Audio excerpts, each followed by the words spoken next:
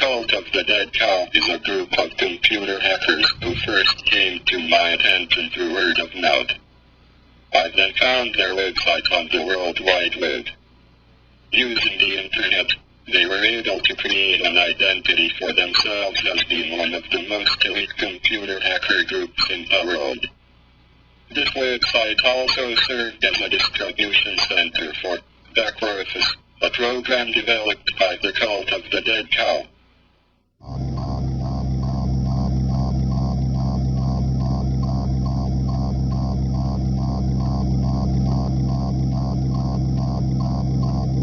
You could read all the files on their drive, upload files to their drive, you could delete files from their drive, you could format the drive, you could do anything you want.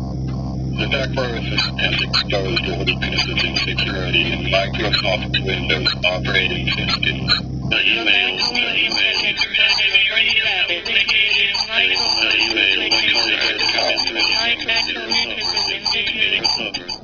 Gentlemen, to evil! Gentlemen, to evil!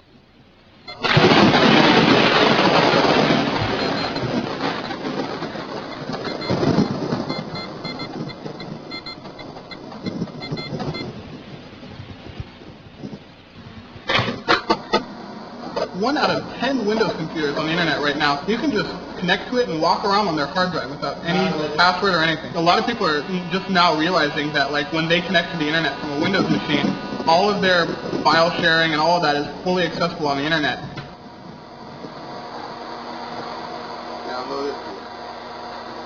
The excuse to get a computer used to be to like I need it for school, or, like I need it, to like do my finances, when it would really be for games. You're buying it for games, but really it's porn. I need it for email, and I need it for, for the web. It's like how I get information, it's how I get my news. Hacking. There's lots of forms of hacking. It's a mindset, and I think that as long as there's been people who've done that. My handle was taken from a bondage comic book from the 20s. The character Sadistic Darcy is always trying to do evil things, but always bungles it and ends up doing good inadvertently. I first started using them, getting online, like, and getting involved in like that Computer Underground or whatever in like '85. Global domination through media saturation. CDC is pretty much it's a social club, or at least New Hack is a place for this social club. And rather than having bake sales or smoking cigars and handling brandy snifters, we work with computers and networks and write text files and put our opinions out and cause mayhem. Cause mayhem. That's good. That's excellent. On Sunday morning, the New York Times discovered that its website had been taken over by hackers who called themselves HFG, standing for Hacking for Girlies. The newspaper's homepage had disappeared. Instead, viewers saw images of naked women and statements of support for an imprisoned hacker named Kevin Mitnick. What's really popular in the news, which is the cybercrime, stuff like that, the changing of web pages. Well, one of the things we really want to separate ourselves from is like the whole idea of activism is like web page hacks and like, going in and doing like, yo dude, fucking Portuguese have to like fucking free East Timor and shit, word to my homies, out, I just think more subtle ways of doing it are better, like the New York Times hack if they fucked with an article. Hey, could the archives have been, tampered with and changed?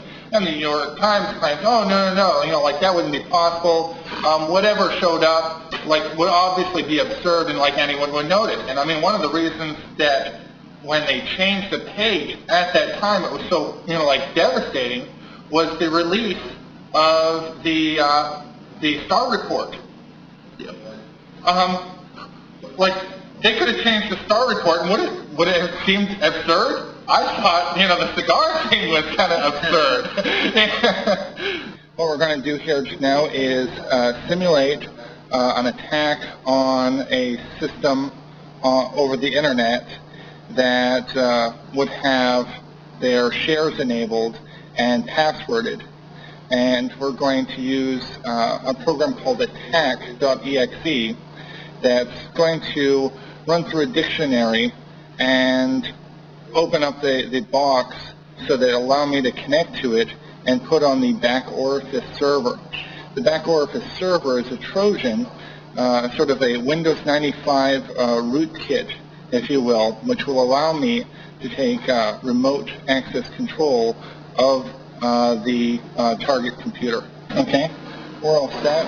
We're going to run the attack program. We attempted the password Clinton, attempted the password Lewinsky, attempted the password Fellatio, attempted the password Star, attempted the password Whitewater, attempted the password Phone Tap, Trip, Oval Office, Stained, Impeach, and Cigar. And there's it. Cigar was the password on the shared machine. I've connected to the share and I now have access to the machine. You should look at the sharing control panel and see if you're if somebody's actually on.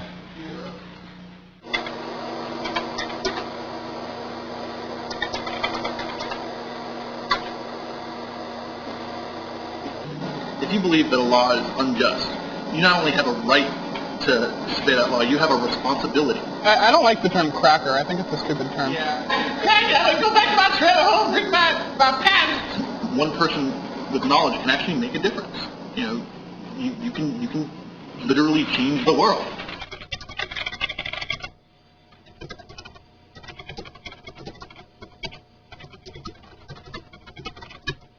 Our major focus with back orifice is the sheer fact that the world's most popular operating system, regardless of who manufactures it, just happens to be wide open to attacks over the internet.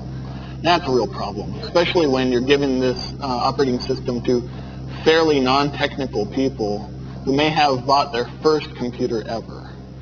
And they're going onto the internet because they're told that, you know, it's relatively safe. Well, it's not.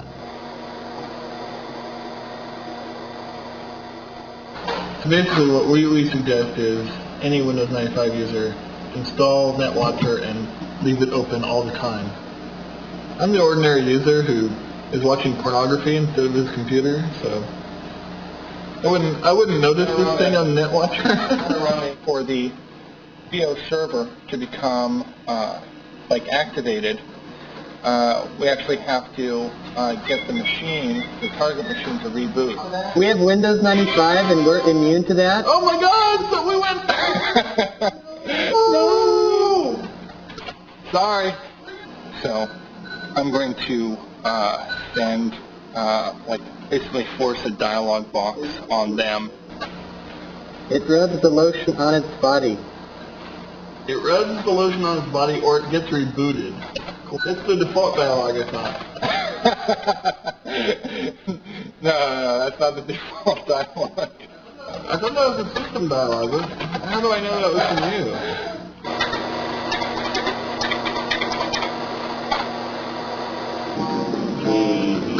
I'm all set. No. I'm all set.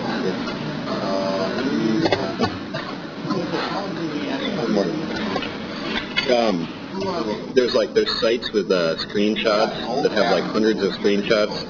My favorite one was it's a screenshot because you can take screenshots with back orifice and they can pop up dialog boxes. So there's a lot where people will pop up a dialog box on someone else's computer and then take a screenshot of it. So there's one. It's someone with their Microsoft money open with their personal finances and 50 dialog boxes in front of it that all say, "I bet you're wetting your pants right now." What we really want is for people with skills to actually start going out there and doing stuff, like finding out shit. The reasonable man conforms to society, whereas the unreasonable man expects society to conform to him. Therefore, all progress is made by unreasonable men. Are we unreasonable? I consider myself very unreasonable. I am working on a product which would protect against not only programs like back orifice, but any virus or any hostile program or even any bugs in known programs. And I do plan to charge on it, so charge for it rather. So we'll see. I mean, I'm sure there'll be a lot of people going, "Oh ho! Now we know why he released that evil program." But in truth, I expected, the industry to come up with some kind of protection against this because, all the protection that they're offering right now, scanning for back orifice and blocking port 31337, that's all fine and dandy, but that's only going to protect you against back orifice, this exact version of back orifice. If we change our program or anybody else writes a program like it, and it's not hard to write, it's very, very simple, then people have absolutely no protection. And that's the awareness that we're trying to raise. It's really frustrating that nobody's actually come up with a decent solution for it. Someone probably wouldn't even notice the number of times that, Windows crashes, even though I sent a reboot command.